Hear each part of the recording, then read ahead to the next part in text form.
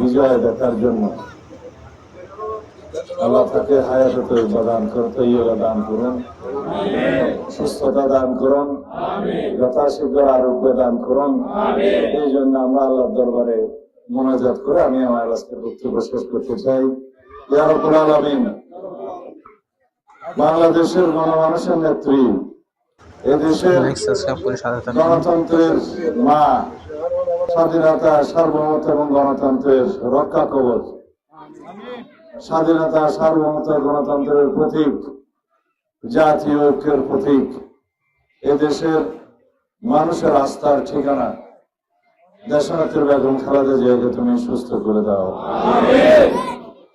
তুমি তাকে হায়াতে তৈয়বা দান করো। ইয়া আল্লাহ, আমাদের সকলকে ধৈর্য ধরে এই সংকটকালীন মুহূর্ত অতিক্রম করার তৌফিক দান করো।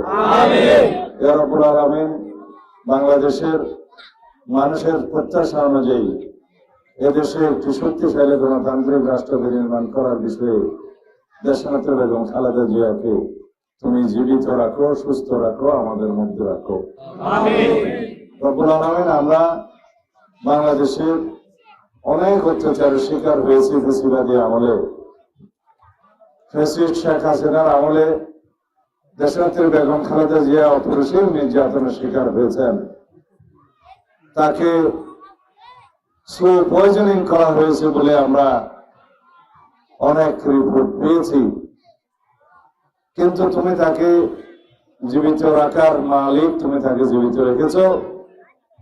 যে ফ্যাসিস্ট হাসিনা দেশনেত্রী বেগম খালেদা জিয়া এবং দেশবাসীর উপর অত্যাচার করেছেন, তাকে তুমি নির্বাসিত করে দিয়েছ।